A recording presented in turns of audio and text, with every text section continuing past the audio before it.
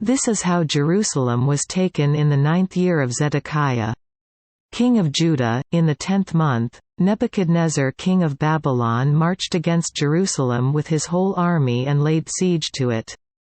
And on the 9th day of the 4th month of Zedekiah's 11th year, the city wall was broken through.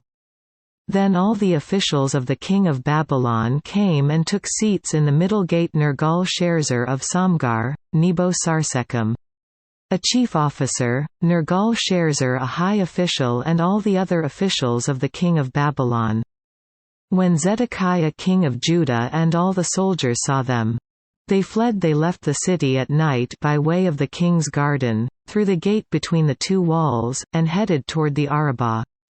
But the Babylonian army pursued them and overtook Zedekiah in the plains of Jericho. They captured him and took him to Nebuchadnezzar king of Babylon at Riblah in the land of Hamath, where he pronounced sentence on him. There at Riblah the king of Babylon slaughtered the sons of Zedekiah before his eyes and also killed all the nobles of Judah.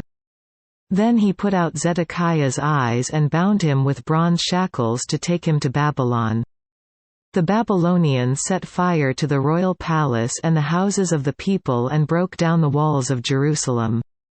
Nebuzaradan, commander of the imperial guard, carried into exile to Babylon the people who remained in the city, along with those who had gone over to him, and the rest of the people. But Nebuzaradan, the commander of the guard, left behind in the land of Judah some of the poor people, who owned nothing, and at that time he gave them vineyards and fields. Now Nebuchadnezzar king of Babylon had given these orders about Jeremiah through Nebuzaradan, commander of the imperial guard. Take him and look after him, don't harm him, but do for him whatever he asks.